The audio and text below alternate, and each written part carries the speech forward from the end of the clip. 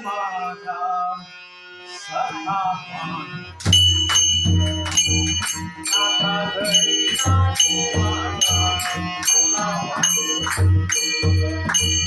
आता घरी नाही माझा सखा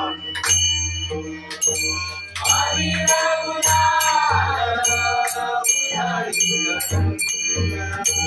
हरी रघुनाथ